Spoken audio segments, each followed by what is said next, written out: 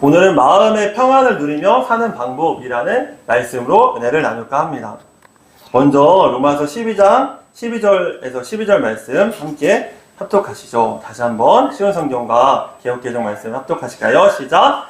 소망을 가지고 기뻐하십시오. 환난 속에서도 잘 참으십시오. 꾸준히 기도하십시오. 또 소망 중에 즐거워하며 환난 중에 참으며 기도에 항상 힘쓰며. 아멘. 여러분, 이렇게 서로에게 고백하실까요? 소망을 가지고 기뻐하십시오. 환난 속에서도 잘 참으십시오. 꾸준히 기도하십시오. 네, 이 안에서 하나님의 평안과 기쁨이 우리 가운데 가득 넘칠 줄 믿습니다. 오늘 이근희 사모님에 대한 간증을 나눴습니다. 그때 이근희 사모님께서 뭐라고 말씀하셨죠? 맞습니다. 기도가 바로 무슨 키다? 창구 열쇠 마스터. 네, 마스터 키다라고 말씀하셨잖아요. 예전에 제가 어떠한 그 짧은 영상 클립으로 한 그 배우의 이야기를 들은 적이 있습니다. 그 배우가 그 어떤 MC와 이야기를 하는데 힘들 때는 어떻게 하시냐고 물어보니까 그 배우가 이렇게 얘기를 하더랍니다. 저는 크리스찬입니다. 그래서 저는 그럴 때마다 그런 말씀을 묵상합니다. 기도할 수 있는데 무엇을 걱정하느냐 이 말씀을 묵상합니다 라는 말씀을 하셨는데 그때 그 MC가 이경규 씨였던 것 같아요. 그런데 그 이경규 씨가 그 이야기를 듣는데 그런 이야기를 하더라고요. 이거는 되게 울림이 있는데요 이런 말씀을 하셨어요. 믿지 아니하시는 그런 MC에게도 그 마음이 울림이 되셨던 것입니다. 하물며 우리가 예수님을 믿는 사람들인데 기도할 수 있는데 무엇을 염려하십니까? 우리 함께 해보실까요? 기도할 수 있는데 무엇을 염려하십니까? 기도할 수 있는데 무엇을 걱정하십니까? 함께 그 말씀도 함께 외쳐볼까요? 항상 기뻐하라.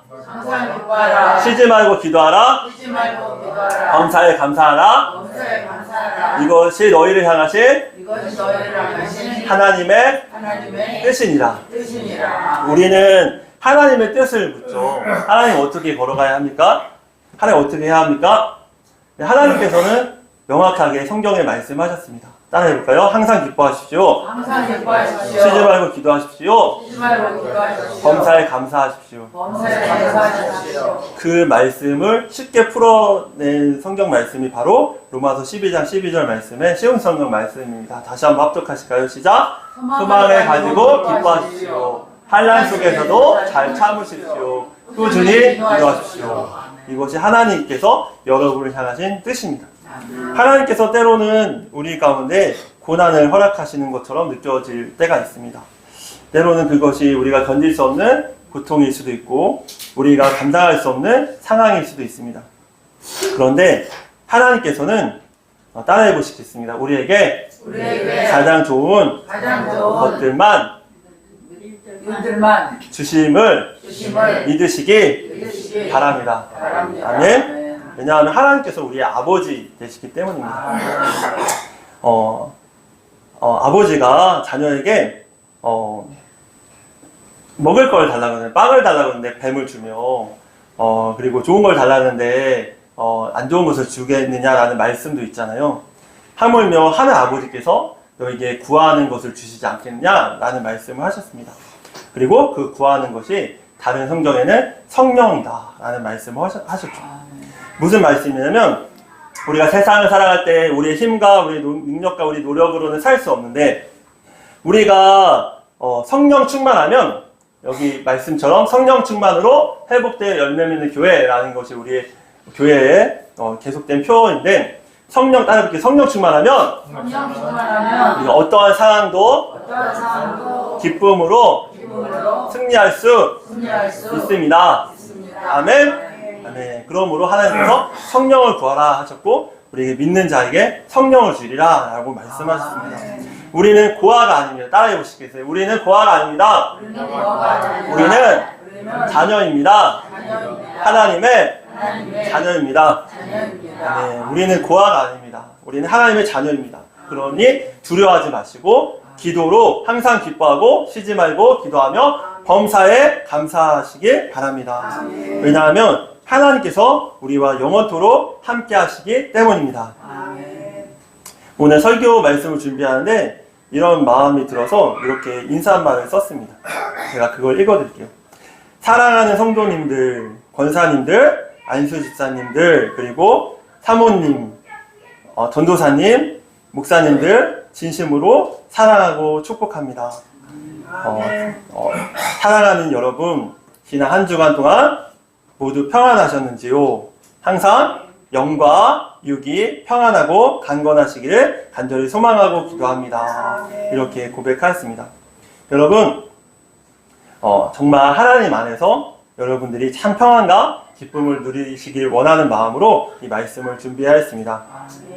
처음에 설교를 준비하는데 설교를 잘 써내려갔죠. 그런데 마음이 되게 불편한 거예요. 쉽지 않은 거예요. 왜냐하면은 뭔가 불편한 거죠. 이게 하나님이 주신 마음 같지가 않아서 기도하는데 하나님께서 다시 한번 그 설교 본문을 다시 읽어보라고 하시는 거예요. 설교를 읽어 내려가는데 그 설교 내용이 딱딱 끊어지는 거죠. 끊어져서 다시 수정하려고 안 돼서 마음에 그럼에도 불구하고 읽어라. 그래서 본문을 잘 읽어봤어요. 그러니까 이런 마음으로 설교를 썼구나 이런 마음이 들었죠. 그리고서 기도하는데 하나님께서 그래도 마음에 불편함이 있어서 기도하는데 본문이 로마서 12장 12절 말씀이잖아요. 로마서 12장 말씀을 12절 말씀을 묵상하라 라는 말씀을 주셔서 다시 한번 좀 묵상하는데 이 로마서 말씀이 정말로 귀하고 값진 보물이 숨겨 있구나. 왜냐하면 그 하나님의 마음이 숨겨져 있구나. 하나님의 진리가 숨겨 있구나. 우리를 향하신 하나님의 사랑이 숨겨 있구나 라는 생각을 깨달아서 다시 정리하여서 말씀을 나누게 되었습니다. 그런 의미로 여러분 이 말씀이 제가 드리는 말씀이 아니라 하나님께서 여러분을 사랑하셔서 주는 말씀을 믿으시고 함께 은혜를 나누시면 은혜를 받으시면 좋겠습니다. 여러분 우리의 삶 속에서는 때때로 다양한 감정 그리고 다양한 상황들을 만나면 때로는 우리의 믿음이 흔들리고 불안해지기도 합니다. 왜냐하면 우리가 연약하고 불완전하고 죄 많은 존재이기 때문이죠. 공황장애로 어려움을 겪는 많은 연예인들을 보신 적이 있으십니까? 왜 그럴까요? 저 또한 그런 공황장애 약간 증상을 겪어봤던 적도 있는데 그 이유가 뭘까 생각해보니 그분들 같은 경우에는 수많은 사람들을 접하는 직업이기 때문에 때로는 자신이 감당할 수 없는 상황을 만나면 불안감과 두려움을 느끼기 때문인 것입니다. 저 또한 그랬었죠. 그래서 성경에서는 너희가 평안하라 라고 말씀하시며 평안을 너희에게 준다 라고 말씀하시며 두려워 말라 라는 말씀을 많이 하고 계신데 이 두려워 말라라는 말씀만 해도 성경에 365번이 나온다고 합니다. 무슨 말씀이냐면 항상 두려워하지 말라라는 말씀을 하시는 거죠.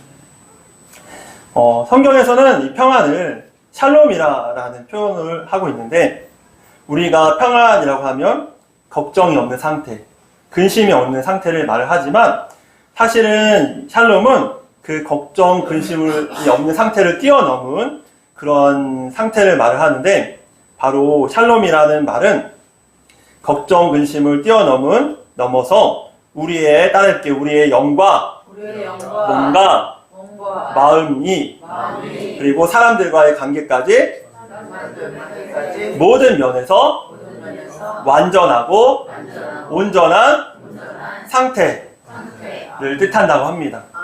영과 몸과 마음, 사람들과의 관계까지 모든 면에서 완전한 상태. 그런데 우리가 불안을 느끼고 걱정하고 염려하고 우리의 상황 속에서 두려워하는 이유는 우리가 이러한 완전하고 온전한 상태가 아니기 때문인 거죠. 완전하고 온전한 존재가 아니기 때문인 것입니다.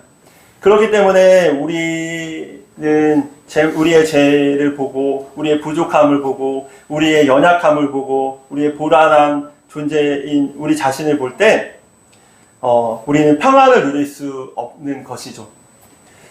그럼 어떻게 해야 할까요?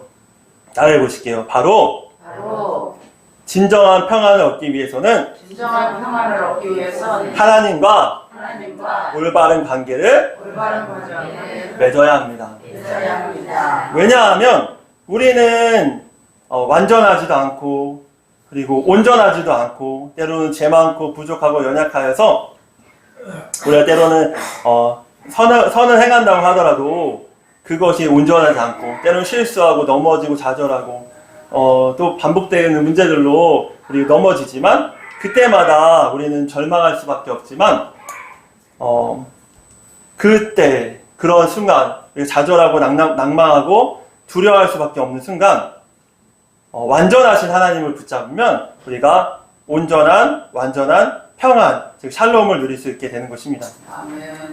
세상에서는 이러한 불안감과 두려움을 해결하기 위해서 여러 가지 그 기술을 씁니다. 여러 가지 상담 기술, 여러 가지 그 방법, 과학적인 방법들을 쓰죠. 그래서 때로는 외부의 환경을 바꾸라 하기도 하고, 때로는 심리적인 생각을 바꿔주는, 긍정적인 생각을 바꿔주는 그런 기술을 써서 평안을 얻으려고 하지만, 사실은 그거는 불완전할 뿐, 다시 다른 문제들이 겹쳐오게 되면 그것은 없어지는 평안인 것이죠. 유한한 평안인 것입니다. 그러나 하나님과 올바른 관계를 맺기 시작한다면 우리가 하나님 안에서 진정한 평안을 누릴 수 있게 되는 것입니다. 아멘이시죠? 그래서 때로는 하나님께서 우리에게 이러한 진정한 평안을 허락해 주시기 위해서 우리를 흔드실 때가 있는 것입니다. 물론 이 또한 하나님의 책임이 아니라 사실 우리의 책임인데, 그 이유는, 이러한 일을 허락하신 이유가 우리가 하나님 안에서 온전히 거하지 못하기 때문에 그런 것이죠. 만약에 하나님 안에 온전히 거한다면 그 가운데서도 평안을 유지하고 누릴 수 있을 텐데 말입니다. 바로 우리의 죄된 본성을 따라 우리가 살아가기 때문에 하나님의 뜻보다 우리가 세상적인 것들을 더욱 의지하기 때문에 우리가 평안을 누릴 수 없는 것입니다. 그렇기 때문에 하나님께서는 완전한 관계를 주시기 위하여 우리가 의지하는 그 동아줄인 그 세상의 안정을 흔들어 버리시는 것입니다. 그리고 다시 이 줄이 아니라 하나님의 줄을, 완전하신 하나님의 관계의 줄을, 그 끈을 놓지 말라라고 우리를 흔드시는 것이죠. 하나님의 뜻을 따라갈 때 우리는 평안과 형통을 누릴 수 있는 것입니다. 그럼 하나님께서는 우리를 어떻게 인도하실까요? 바로 로마서 12장 12절 말씀을 보시면 따라해 보실게요. 시작! 소망 중에 즐거워하며 환난 중에 참으며 기도에 항상 힘쓰라 라고 기록되어 있습니다. 이 구절을 이해하기 위해서는 우리가 로마서 전체의 큰 그림을 보아야 더 정확히 이 구절을 이해할 수 있는데, 그래서 로마서 이야기를 잠시 말씀드리겠습니다.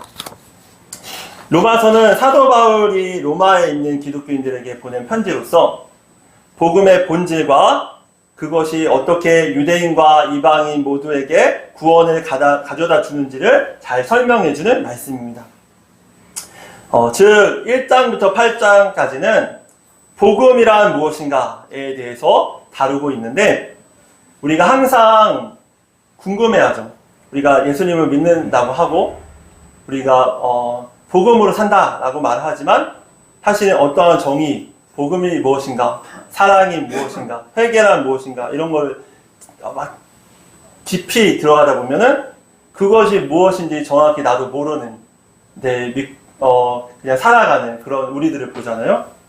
그런데 로마서 1장 1절에서 8장까지는 이 복음이란 무엇인가에 대해서 자세히 다루고 있는데, 바로 왜 복음이 필요한가에 대해서 인간이 죄인이기 때문에, 그러면은 우리가 어떻게 이 죄의 문제를 해결할 수 있을까? 존재적으로 죄인이 우리는 죽을 수밖에 없는데 하나님의 의가 나타나서 우리가 그 하나님의 의를 믿을 때 믿음으로 말미암아 구원을 받는 그 칭의에 대한 복음을 말씀하고 있는 것입니다. 그리고 율법의 한계에 대해서 말씀하고 있는데, 율법은 몽학 선생으로 우리의 죄를 깨닫게 하는 것이고 구원에 이를 수 있게 하는 것은 아니라고 말씀하며, 율법, 즉 하나님의 말씀, 그리고 하나님의 법을 우리가 온전히 다 지킬 수 없잖아요. 다 지킬 수 없는 연약한 사람이기 때문에 구원자이신 예수님이 필요함을 예수님께로 나아갈 수 있게끔 우리를 인도하여 주신다라는 말씀인 거죠. 이것은 우리의 한계의 문제, 때로는 우리의 여러 상황과 환경의 문제들을 만날 때 동일한 은혜로 그렇게 나아가게 합니다. 바로 그러한 모든 환경과 고난의 문제들이 예수님께로 나아가게 하는 몽학 선생님이신 것이죠. 그때 우리가 예수님 안에 나아갔을 때 그리스도 안에서 우리가 자유를 얻게 되고 성령의 인도하심을 따라 살아갈 때 우리가 참된 평안과 기쁨을 누리며 구원을 이루며 살아갈 수 있다라고 말씀한 것이죠. 바로 이것이 바로 복음인 것입니다. 복음은 우리의 능력으로 얻는 것이 아니라 오직 하나님을 믿는 믿음으로, 예수 그리스도의 보혈의 피에 죽으심을 믿는 믿음으로 말미암아 성령을 따라 살아갈 때 이루어지는 것이다 라고 분명하게 말씀하고 있는 것입니다.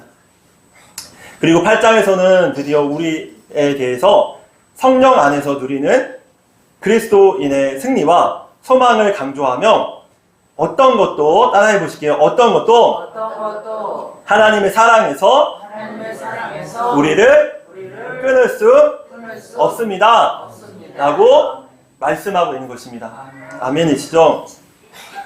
우리 그 구절을 다 함께 살펴보시겠습니다. 로마서 1장 8장 1절에서 6절 말씀인데 쉬운 성경 말씀으로 다 같이 합독하시겠습니다. 그러므로 이제 그리스도 예수 안에 있는 사람은 정죄를 받지 않습니다. 그것은 그리스도 예수 안에서 생명을 주시는 성령의 법이 죄와 사망의 법에서 여러분을 해방시켰기 때문입니다. 율법이 죄의 본성 때문에 연약하여 할 수 없었던 것을 하나님께서는 죄를 없애기 위해 자신의 아들을 죄 있는 사람의 모양으로 보내심으로써 행하셨습니다. 하나님께서는 죄인들 속에 거하고 있는 죄에 대해 유죄 판결을 내리셨습니다. 이렇게 하여 죄의 본성에 따라 살지 아니하고 성령에 따라 살고 있는 우리에게 율법의 의로운 요구들을 완벽히 이루어 줬습니다. 죄의 본성을 따라 사는 사람들은 제 본성이 바라는 일을 생각하지만 성령을 따라 사는 사람들은 성령이 바라시는 일을 생각합니다. 제 본성의 지배를 받는 사람의 생각은 죽음이지만 성령의 지배를 받는 사람의 생각은 생명과 평강입니다. 여기서 생명과 평강에서 평강을 개역개정에서는 생명과 평안이라 라고 말씀하고 있는 것입니다. 바로 성령 안에서 살아갈 때 우리가 참된 생명과 평안을 얻는다 라고 말씀하고 있는 것입니다. 이 설교를 다 준비하고 나서 말씀 영상이라든가 아니면 그런 글들이나 이런 것들 보는데 어떤 목사님께서 그런 말씀을 하시더라고요. 설교 가운데 구원에 대한 이야기를 하시면서 죄를 따라 사는 사람은 구원을 받은 사람이 아닙니다 라고 말씀하는 거예요. 그러면 구원을 받은 사람은 어떤 사람이냐? 바로 의를 따라 사는 사람이다 라는 말씀을 하셨어요. 그러면서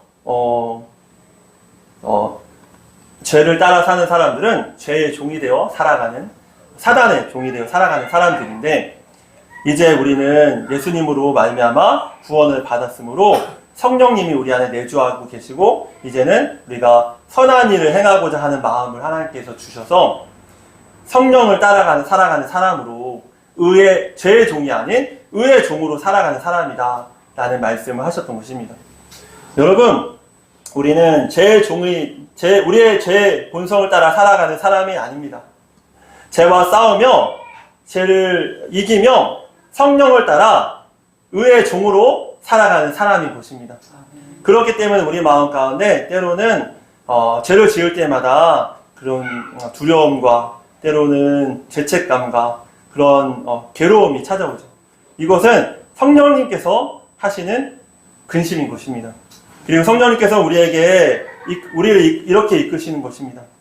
선을 따라 행하라, 회개하라, 하나님을 따라 행하라. 주님 날마다 우리를 쳐서 주님께 복종하고 하나님을 따라 행하라, 이렇게 말씀하시는 거죠. 세상의 줄이 아닌 하나님의 줄을 붙잡고 이제는 하나님의 의를 따라 살아가라 라고 도전하고 계신 것입니다. 그러므로 여러분, 날마다 성령 충만하심으로 이 성령님의 생각 안에 생명과 평강, 즉 영원한 샬롬, 완전하신 평안을 누리며 살아가시는 여러분들 모두가 되시기를 축복합니다. 여러분, 두렵습니까? 불안합니까? 그럼 성령을 따라 사시기 바랍니다. 성령을 따라 살면 우리 마음 가운데 생명과 평안이 임합니다. 우리 다 같이 로마서 8장 13절과 14절 말씀을 합독하시겠습니다. 쉬운 성경으로 다 같이 합독하시겠습니다. 제 본성에 따라 산다면 여러분은 죽을 것입니다. 그러나 성령의 도우심을 받아 몸의 악한 일을 죽인다면 여러분은 살 것입니다. 왜냐하면 하나님의 영으로 인도받는 사람들은 누구나 하나님의 자녀이기 때문입니다. 여러분, 다시 한번 따라해 보시겠습니다. 우리는 고아가 아닙니다. 우리는 하나님의 자녀입니다. 아멘이시죠? 그러므로 우리가 이제 성령 받은 사람으로 예수님을 주라 시인하면 주님께서 성령님을 우리에게 내주하게 하시는데, 이제 예수님을 따라 살고 예수님의 자녀 되었으니 성령님이, 우리 안에 계신 성령님을 따라 날마다 우리의 악한 죄를 죽이고 하나님의 영을 인도받음으로 살아서 하나님께 영광을 누리는 우리 모두가 되시기를 축복합니다. 아멘. 여러분, 성령을 따라 제 본성을 죽이며 선하게 살아갈 때 하나님께서는 우리를 살려주신다라고 분명하게 말씀하셨습니다. 그리고 그럴 때 더 이상 불안과 걱정과 염려와 두려움이 아닌, 따라해 보실게요. 참된 평안 가운데 살게 될 것입니다. 아멘이시죠? 여러분, 그러므로 우리 안에 있는 죄성을 성령으로 날마다 쳐서 죽이고 주님이 기뻐하시는 뜻대로 살아가시기를 축복합니다. 그리고 힘드실 때 이 로마서 8장 말씀을 계속 묵상하시기 바랍니다. 그러면 성령을 따라 사는 삶과 복음이란 무엇인지에 대한 그런 통찰과 경험을 얻으실 수 있을 것입니다. 그리고 12장 말씀은 그 실전편인데, 그 12장 말씀도 8장과 12장 말씀을 계속 묵상하시면 우리의 두려움이 떠나고 성령님의 충만하심으로 날마다 주님의 평안 가운데 살아가시게 되실 줄 믿습니다. 아멘. 여러분, 복음이란 나의 어떠함이 아닌, 나의 어떠함으로 우리가 판단받고 정죄받는 무엇이 아니라 오직 복음이란, 따라 하시겠습니다. 오직 예수 그리스도의 십자가에서 죽으심으로 우리를 용서하신 하나님의 사랑과 은혜의 법에 기반하고 있는 것입니다. 그러므로 우리가 우리의 불안전함에 우리를 놓아준다면 우리가 흔들리는 상황과 환경 속에서 불안해하거나 두려워할 수밖에 없지만, 절대로 변치 않으시는 하나님의 사랑에 기반을 둔다면 우리가 그 어떠한 상황 가운데서도 참된 평화를 누리며 살 수 있게 되는 것입니다. 아멘. 로마서 8장 26절과 28절 말씀을 다 같이 합독하시겠습니다. 이처럼 성령께서는 우리의 약함을 도와주십니다. 우리는 무엇을 기도해야 하는지도 모르지만 성령께서는 말로 다 표현할 수 없는 간절함으로 우리를 위해 중보 기도하십니다. 28절입니다. 우리는 하나님께서 모든 일을 하나님을 사랑하는 사람, 즉 하나님의 목적을 위해 부름을 입은 사람들의 선을 위하여 하신다는 것을 알고 있습니다. 롬팔이팔이라고 말을 하잖아요. 이 말씀을 많이 묵상하시는데 개역개정으로 함께 합독하시겠습니다. 우리가 알거니와 하나님을 사랑하는 자, 곧 그의 뜻대로 부르심을 입은 자들에게는 모든 것이 합력하여 선을 이루십니다. 이 말씀을 우리가 묵상하시면 좋을 것 같습니다. 여러분, 마지막으로 로마서 8장 35절 39절 말씀을 다 같이 합독하시겠습니다. 누가 우리를 그리스도 사랑해서 끊을 수 있겠습니까? 환난입니까? 아니면 어려움입니까? 핍박입니까? 그렇지 않으면 굶주림입니까? 헐벗음입니까? 위험입니까? 아니면 칼입니까? 성경이 기록된 것처럼 우리는 하루 종일 주님을 위해 죽음에 직면하고 있습니다. 우리는 도살당할 양과 같은 대접을 받았습니다. 그러나 우리는 우리를 사랑하신 하나님을 힘입어 이 모든 것을 이기고도 남습니다. 나는 확신합니다. 죽음이나 생명이나 천사들이나 하늘의 권세자들이나 현재일이나 장래일이나 어떠한 힘이나 가장 높은 것이나 깊은 것이나 그 밖에 어떤 피조물이라도 우리를 우리 주 그리스도 예수 안에는 하나님의 사랑에서 끊을 수 없습니다. 따라해 보시기. 결코 끊을 수 없습니다. 아멘. 하나님은 우리를 죽기까지 사랑하셨음을 믿으시기 바랍니다.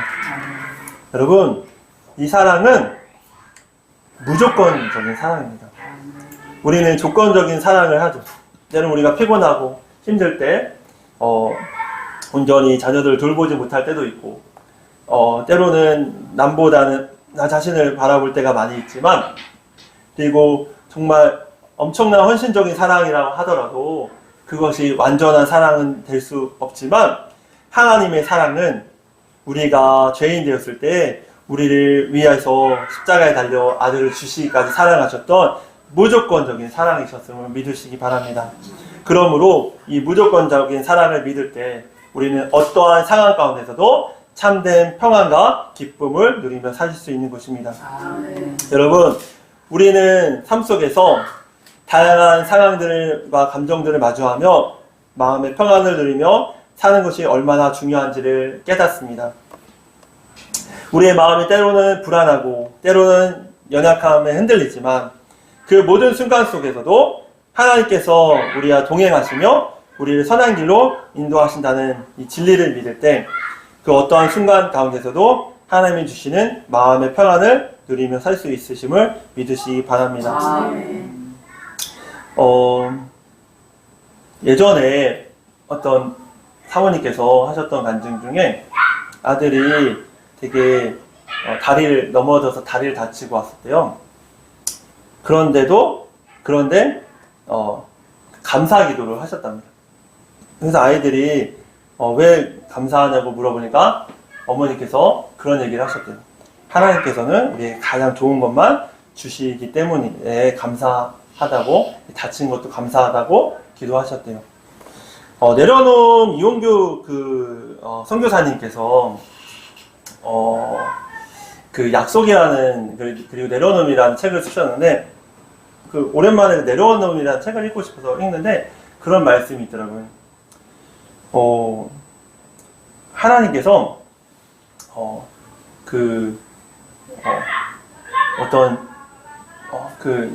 미국에서 유학을 하실 때 이야기인데, 유학을 하시는데 재정이 엄청나게 필요하잖아요. 근데 한 번도 하나님께서 어느 금액만큼 떨어지도록, 통장의 잔고를 떨어지도록 하신 적이 없대요. 렌트를 하잖아요. 주택을 렌트를 하시잖아요. 집을 렌트를 하시는데, 집을 렌트를 하셔서 렌트비를 내셔야 되는데, 임대료를 내셔야 되는데, 한 번은 차가 고장이 난 거예요, 차가. 그래서 너무 하나님 원망이 되더라고요, 하나님. 렌트비 나갈 돈이 차 수리비로 나간 거죠. 그래서 기도하는데, 그래서 원망도 하고 막 그랬대요. 그런데 돌아보면은 그것이 참 부끄러웠다라는 고백을 하시더라고요. 내가 하나님을 믿지 못하고 가장 좋은 것을 주시려고 하셨던 하나님인데 하나님을 믿지 못하고 내가 원망하였던 것, 그 모든 그 상황들에 원망하였던 것을 되게 부끄럽고 회개가 되셨대요.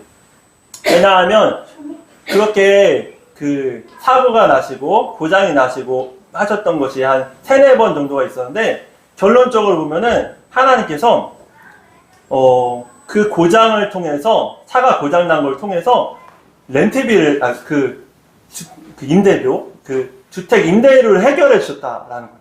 왜냐하면 당시에 교회 지인분이 자동차 수리를 하시는 정비소를 하셨는데, 그 학생이니까 안타까우니까 또 싸게 또 수리를 해주시니까 보험료가 또 많이 나와서 그걸로 임대료를 해결하고 이런 일들을 하셨다는 거예요. 한 번은 또 그 노트북이 고장나서 갔는데 하나님께 기도한 거죠. 하나님, 노트북이 너무 오래돼가지고 한 6, 7년을 쓰셨겠죠? 너무 오래돼서 하나님 이거 진짜 노트북을 바꿔야 되겠습니다.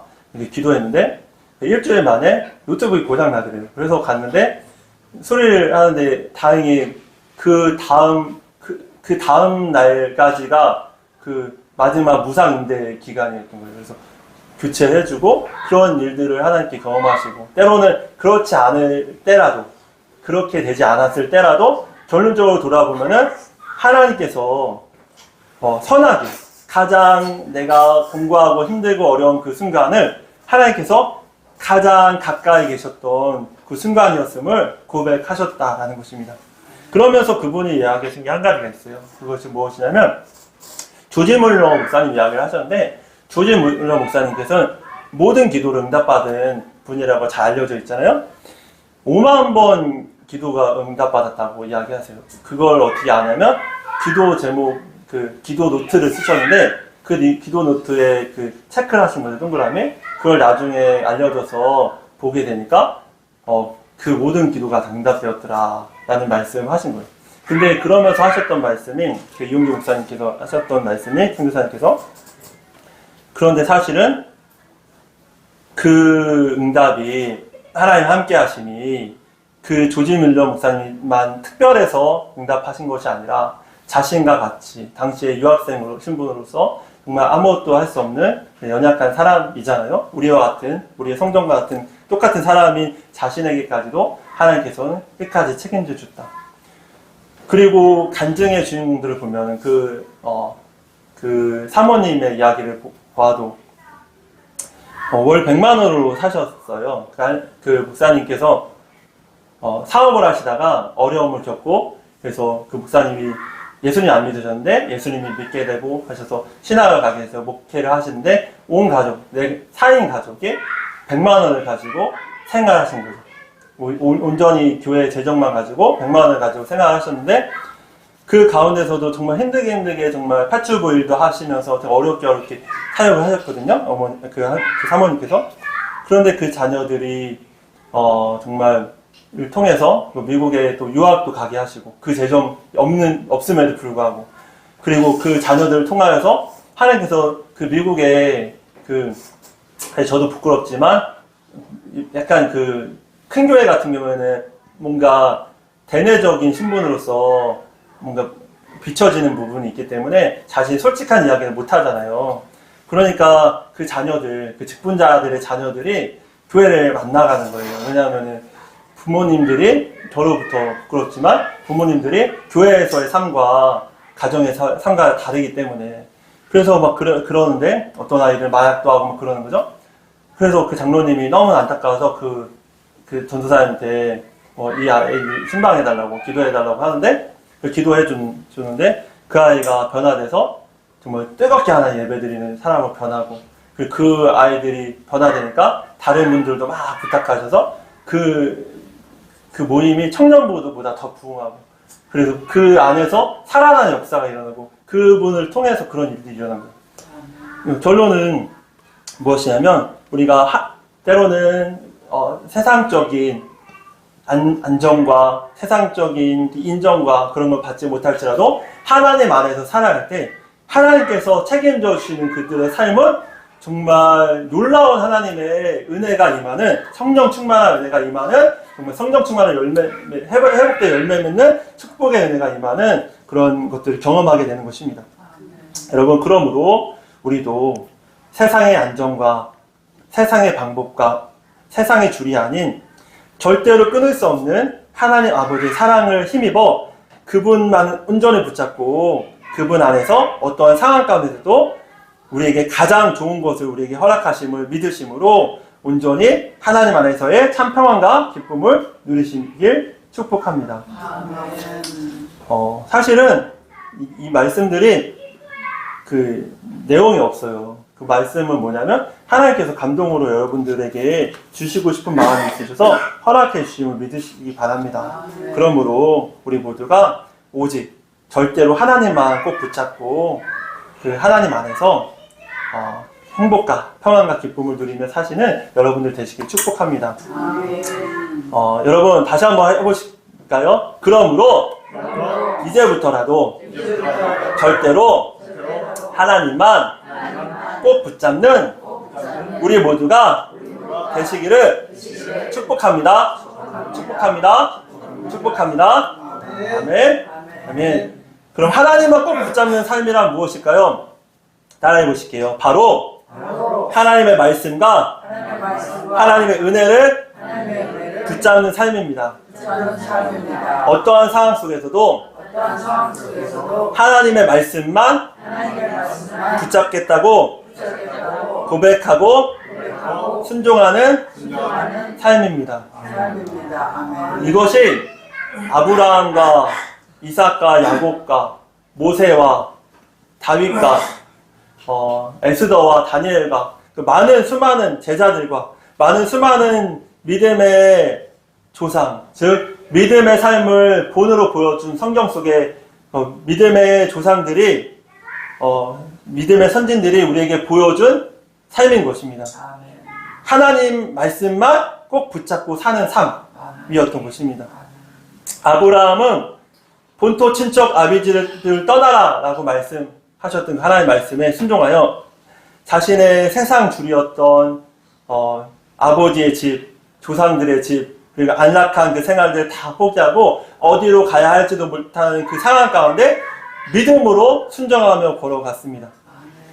모세는 이집트 왕자라는 그 타이틀이 다 없어지고 광야로 하나님을 믿는 믿음으로 나아가게 되었고, 그리고 다시 이집트로 가라고 하였을 때 그 두려움을 다 이기고 오직 하나님을 믿는 믿음으로 나아가게 되었음을 믿으시기 바랍니다.